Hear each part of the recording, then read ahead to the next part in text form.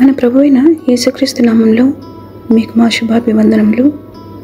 ఈరోజు దేవుని వాగ్దానము, నీ కొట్లలోనూ నీవు చేయు ప్రయత్నములన్నిటిలోనూ నీకు దీవెన కలుగునట్లు యెహోవా ఆజ్ఞాపించును. నీ దేవుడైన యెహోవా నీకిచ్చుచున్న దేశములో ఆయన నిన్ను ఆశీర్వదించును.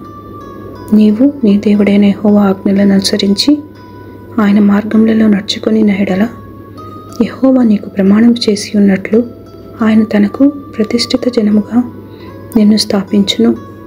ద్వితీయోపదేశకాండము 28వ అధ్యాయము 8-9 వచనాలు. The Lord will command the blessing for you in your barns and in everything that you put your hand to, and he will bless you in the land that the Lord your God is giving you. The Lord will establish you as a holy people to himself, as he swore to you, if you keep the commandments of the Lord your God and walk in his ways. Deuteronomy chapter 28 verses 8 and 9. ప్రార్థన. ప్రేమగల తండ్రి, ఆపద్దినమున మాకు ఆశ్రయముగా కృపగల దేవుడుగా ఉన్నందుకు వందనాలు. మీరే మాకు ఆశ్రయదుర్గము, మా రక్షణాధారము, మా ఎత్తైన కోటగా ఉన్నందుకు వందనాలు.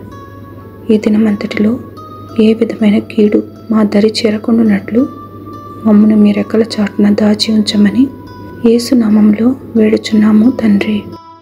Amen. Have a blessed day. God bless you.